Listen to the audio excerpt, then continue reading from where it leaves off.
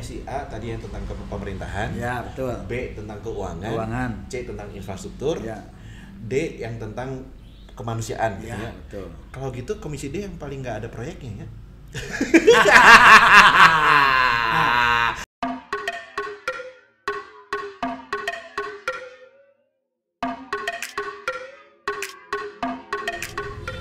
Udah, yuk mulai.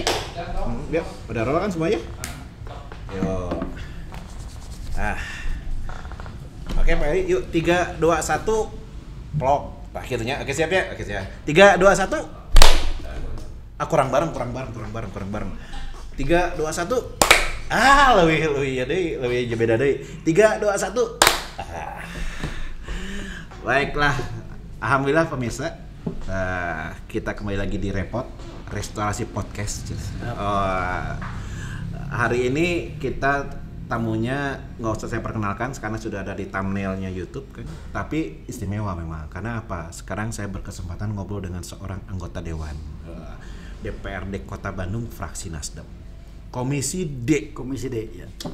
Bapak Heri Hermawan. Tepuk tangan saudara. Banyak sound efeknya di sini ya. Apa kabar Bapak Heri? Baik, luar biasa. Luar biasa. Terima kasih banget loh. Udah bisa mampir. Sama-sama. Bukan mampir dan ini mah juga rumahnya Pak Heri nya. Gitu. Apakah kesibukan Bapak Heri hari ini?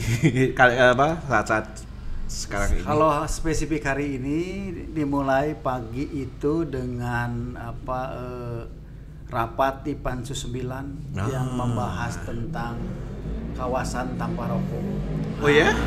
Jadi Pansus itu kalau gitu semuanya dulu. ingin supaya baik yang tidak merokok maupun perokok itu diatur sedemikian rupa supaya masing-masing bisa terakomodir kepentingannya. Untuk para non perokok yang merokok juga bisa ada kawasan sendiri smoking area yang tidak merokok juga tidak terdampak oleh aktivitas saudara-saudara yang merokok gitu. Jadi semua haknya diakomodir. Ya, betul sekali Mas Not ya. Tapi itu memang saya nggak enaknya dipanggil Mas Not, jadi memang sehari ini saya biasa kalau ngobrol saya pakai Rocky Google, sekarang saya pakai Kopi. Mantap dong sekarang ya. Karena yang berhadapan Oke, jadi kayaknya memang itu bagian dari Komisi D ya? Betul. Karena itu kan kaitannya dengan kesehatan jelas ya. Betul. Ya dengan BPJS juga mungkin kali itu ya. Betul. Juga dengan sosial juga ya. Jadi kalau gitu kalau saya tanya nih Pak Heri, sebenarnya apa sih fungsi dan perannya Komisi D? Ya. Itu teh meliputi bidang apa aja itu teh? Nah itu. Jadi mungkin sebaiknya saya jelaskan dulu komisi-komisi yang ada di DPRD Kota Bandung. Oh iya, benar. Begini kan benar loh, banyak yang nggak tahu loh. Ya, begini Mas Not juga pemirsa semua. Jadi di DPRD Kota Bandung itu ada 4 komisi. Ada 4 komisi A yang berkaitan mitra kerjanya dengan OPD, SKPD, ya. Menyangkut bermitra, ada pengaturan ataupun pengawasan terhadap SKPD atau OPD yang ada di Kota Bandung. Komisi B itu berkaitan dengan ekonomi, bidang-bidang ekonomi gitu ya. Komisi C itu termasuk pendapatan juga. Pendapatan, pajak, segala retribusi dan lain sebagainya. Pokoknya yang bagian yang duit tuh ya. Perduitan ada di Komisi B. Ya. Terus Komisi C itu berkaitan dengan infrastruktur pembangunan. Jalan bolong. Ya, itu macet. Betul. Jadi misalnya sekolah kurang, khususnya dia harus berperan ke sana. Ya. Ataupun ada pembangunan jembatan dan lain. Yang infrastruktur itu domainnya Komisi C. Termasuk angkot juga kalau nggak salah ya. Ya. Itu juga ya termasuk. Apa periklanan artinya ininya juga ya, reklame ya. Papan reklame. Jadi dari strukturnya Komisi C yang berperan untuk mengawasi begitu. Nah, kalau Komisi D? Nah, Komisi D itu komisi yang bisa dikatakan langsung bersentuhan dengan masyarakat. Dengan jalmi ya. Ya, betul. Jadi kalau dewan yang ada di Komisi D itu dia harus siap terus berada di tengah-tengah masyarakat. Jadi kalau Mas Not melihat saya sedang berada di masyarakat, karena memang tugas dan kewenangan saya yang merupakan anggota Komisi D harus di sana adanya. Iya, karena saya juga pernah dengar katanya Pak Heri ini benar-benar sampai ada pernah sekali penyemprotan disinfektan, hujan-hujan Pak Heri benar-benar turun ke lapangan sampai ke hujan-hujanan segala gitu ya. Betul. Luar biasa. Jadi persoalan yang ada di tengah-tengah masyarakat, Komisi D itu harus memahami dan terjun bagaimana situasi kondisi masyarakat tersebut. Karena Komisi D itu menyangkut pertama hal-hal yang sangat urusan wajib kalau dalam pemerintahan tuh. Apa tuh? Urusan wajib. Kesehatan, pendidikan, sosial juga, kebudayaan, pemuda, pemberdayaan masyarakat. Jadi itu semua ruang lingkup yang harus dipahami dan dinaungi oleh Komisi D. Pokoknya yang berkaitan dengan kehidupan masyarakat, Komisi D siap terjun di sana.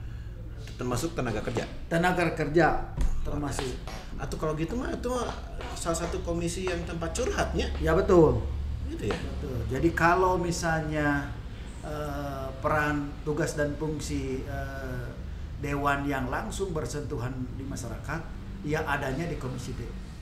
Kalau gini nih saya agak coba menganalisa ya, kalau misalnya salah tolong dikoreksi ya. Komisi A tadi yang tentang pemerintahan, ya betul. B tentang keuangan, C tentang infrastruktur, ya. D yang tentang kemanusiaan, ya, gitu ya. Betul. Kalau gitu Komisi D yang paling nggak ada proyeknya ya.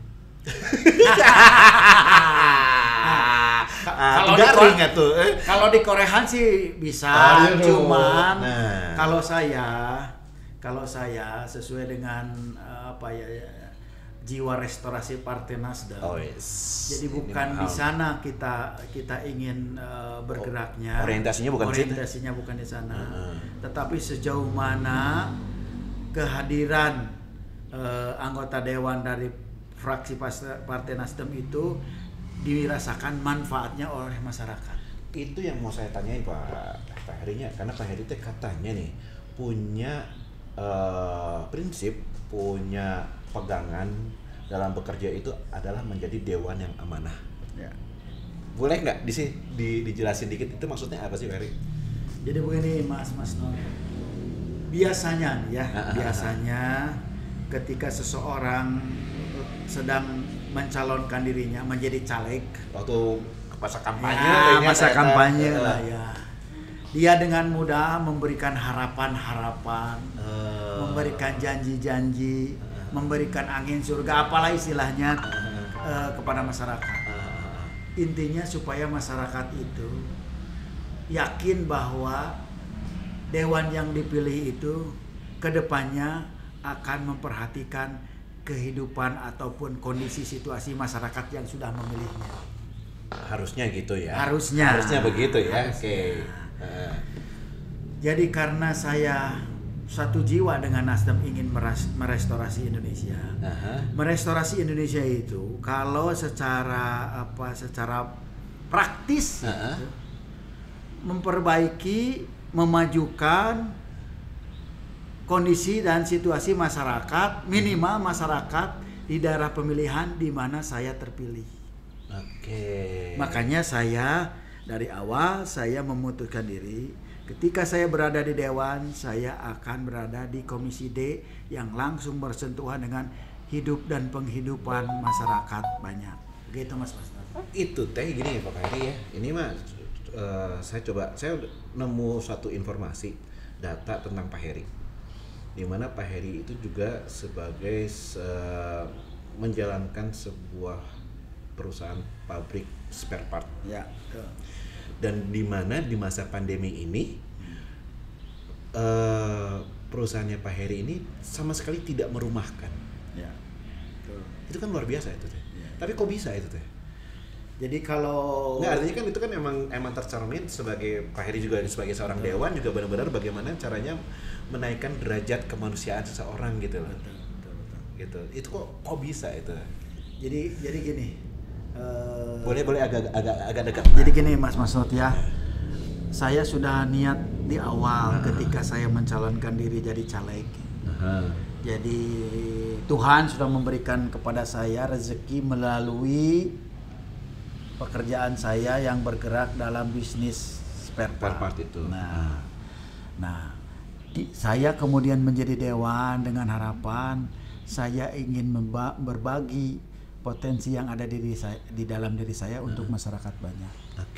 Makanya ketika saya berbisnis pun jiwa itulah yang mewarnai bisnis saya. Walaupun sesulit apapun juga, ya kebetulan Tuhan memberikan rezeki. Tidak, walaupun terganggu, tidak terlalu. Ya pasti keganggu lah terganggu. Ya dengan pandemi kayak gini pastinya. Tapi saya berjuang supaya dalam kondisi yang sulit ini orang-orang yang berada di dalam bisnis saya masih bisa merasakan bahwa manfaat mereka.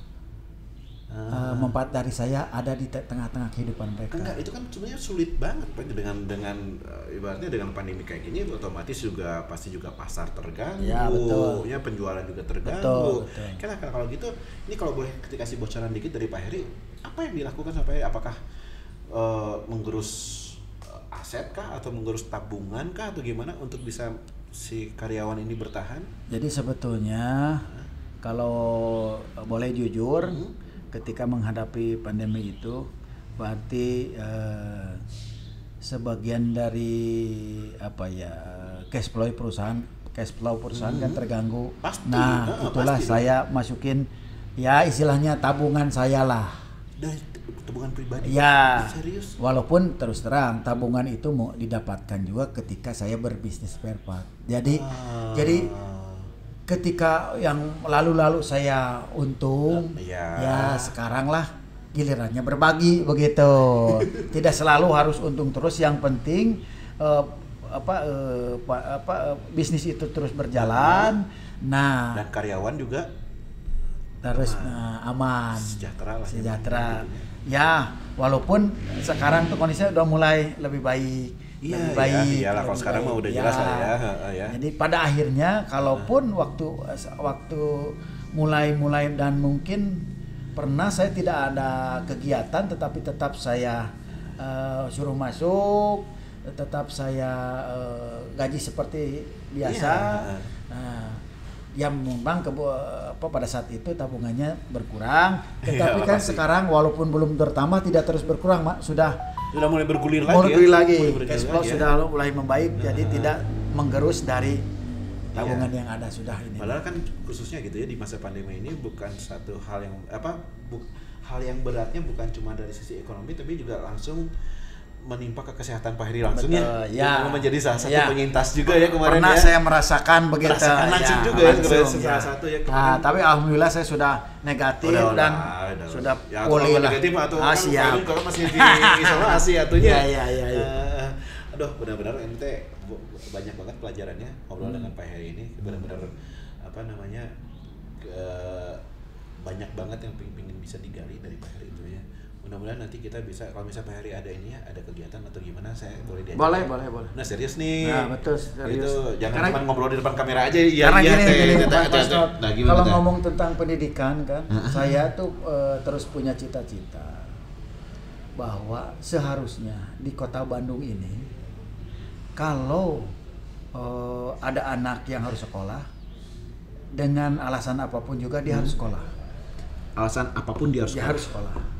Nah itulah kehadiran pemerintah harus ada, misalnya harus hadir ya. Harus hadir karena begini, bagaimana seseorang itu, misalnya seseorang lahir dari keluarga miskin, bagaimana dia bisa mengentas dari kemiskinan kalau dia tidak bisa melanjutkan sekolah. Betul. Nah dampaknya kalau dia bisa sekolah, minimal hidup dia, bahkan mungkin keluarganya bisa kedepannya akan jauh lebih baik. Benar. Karena dengan sekolah kesempatan itu terbuka lebar untuk dia memperbaiki secara ekonomi, secara sosial, secara intelektual. Nah, kalau dia lahir dari keluarga miskin terus tidak bisa sekolah, benar ya. sampai kapan dia akan bertahan, terentas dari kemiskinan? Benar. Dan kesehatan juga sama itu, misalnya kesehatan. Untung di Bandung itu salah satu kota yang sudah konsisten dengan UHC, Universal Health Cover. Iya. Jadi asalkan dia mempunyai data kependudukan atau administrasi kependudukan Kota Bandung, pemerintah siap memberikan layanan kesehatan kepada dia. Jadi kalaupun dia belum punya BPJS misalnya, baik mandiri atau PBI itu yang iurannya dibantu oleh pemerintah baik pusat atau daerah. Asalkan dia secara administrasi penduduk Kota Bandung, maka pemerintah Kota Bandung sudah punya kewajiban memberikan layanan kesehatan. Dan alhamdulillah Kota Bandung konsisten dengan UHC tadi. Nah, jadi dengan UHC ketika orang siapapun juga tidak melihat latar belakang apapun, ketika dia butuh layanan kesehatan, pemerintah hadir memberikan layanan tersebut. Jadi apa ya, benar-benar tentang apa yang menjadi haknya warga, betul. Itu benar-benar Pak Heri perjuangkan pisan ya. Betul. Bahkan nggak tahu nih Pak Heri dengar atau enggak bahwa sempat ada anggapan bahwa Pak Heri ini adalah salah satu anggota dewan yang sangat vokal. Ya, keras betul. Banget kalau sudah berbeda pendapat, khususnya dalam memperjuangkan hak masyarakat. Pak Heri itu sangat keras banget. Betul begini, karena Mas Not, buat saya ketika kepentingan ataupun kebutuhan masyarakat terabaikan, karena saya hadir di dewan itu didasarkan oleh pilihan oleh masyarakat, maka ketika ada di dewan saya harus amanah memperjuangkan aspirasi, memperjuangkan kehidupan masyarakat yang telah memberikan kepercayaannya kepada saya. Jadi saya bukan vokal untuk kepentingan diri sendiri, Mas. Saya memperjuangkan untuk kepentingan masyarakat. Baik dalam bidang pendidikan, pernah suatu ketika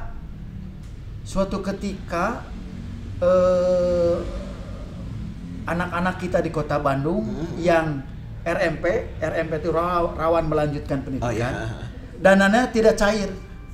Karena secara administratif sampai saya malam-malam menghadap kepada wali kota di Pendopo. Serius? Ya, dan meminta supaya diadakan pembicaraan bagaimana kita sebagai pemerintah Kota Bandung yang bertanggung jawab terhadap masyarakat, terhadap rakyatnya, supaya RMP itu bisa dicairkan. Karena dananya sudah ada, tetapi karena kesalahan administratif, dana itu tidak bisa diberikan kepada masyarakat yang membutuhkan. Itu padahal haknya rakyat bisa. Haknya rakyat, tetapi karena masalah administratif tidak bisa cair. Berarti mereka yang RMP yang rawan melanjutkan pendidikan tidak bisa bersekolah. Nah, makanya saya berusaha keras bagaimana caranya supaya dana itu diberikan kepada masyarakat yang memang berhak mendapatkannya.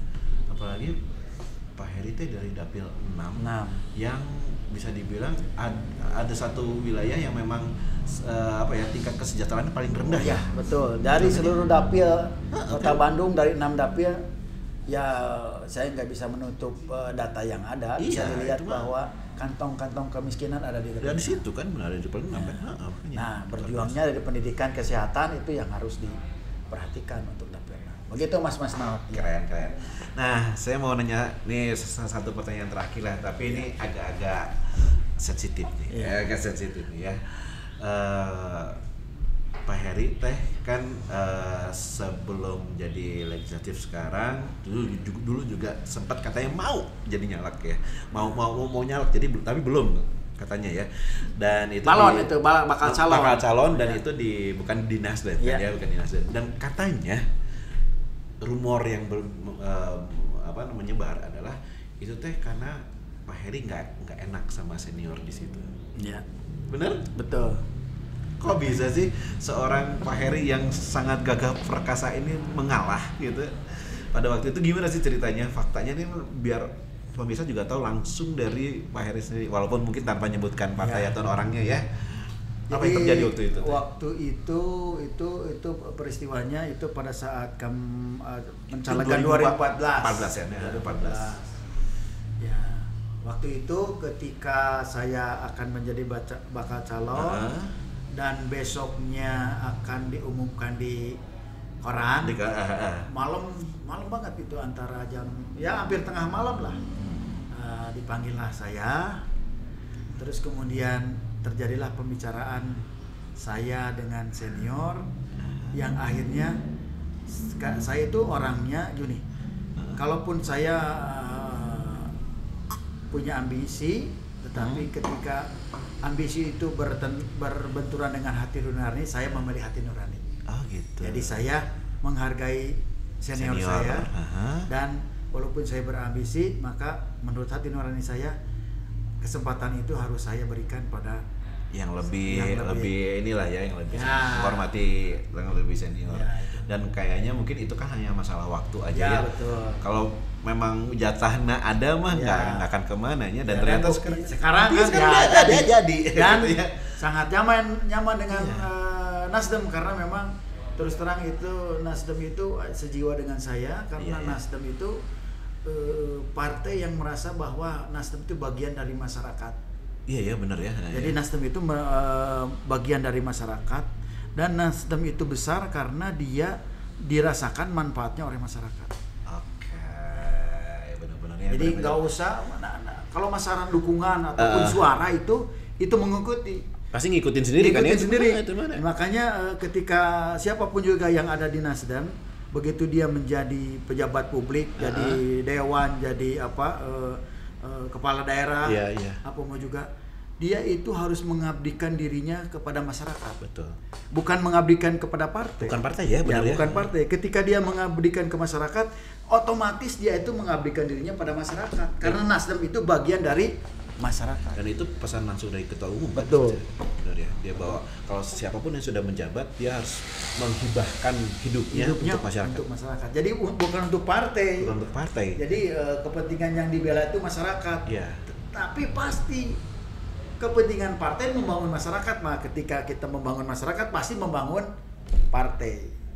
Nah, ketua kan menghibahkan jadi hidupnya. Nasdem itu mencari pemimpin-pemimpin yang Nasdem berikan untuk masyarakat. Supaya masyarakat bisa dibangun, bisa direstorasi dan lain sebagainya.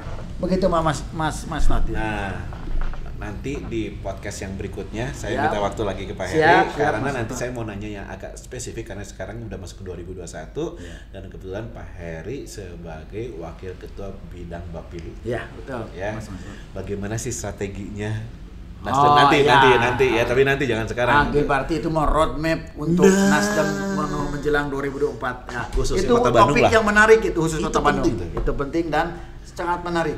Iya, makanya sekarang waktu sudah lumayan agak panjang gitu, biar pemirsa bisa menelan dulu ya, mencerna dulu apa yang kita obrolin hari ini. Tapi nanti satu bab khusus yang sangat-sangat perlu, bukan hanya untuk anggota Nasdem aja kan ya, tapi juga untuk seluruh masyarakat yang menyimak sebenarnya bagaimana sih peran dan rencana Nasdem khususnya untuk menghadapi 2024. Iya, siap. Pak Heri, makasih banget atas waktunya. Ya, benar, mudah-mudahan nggak kapok ya. Ya, siap. Ya, pasti. Berikutnya kita ngobrol lagi lebih dalam lagi. Ya, terima kasih pemirsa. Kita tutup obrolan ini, restorasi podcast ini dengan sama kayak tadi, 3, 2, 1 tepuk tangan. Oke ya. 3, 2, 1.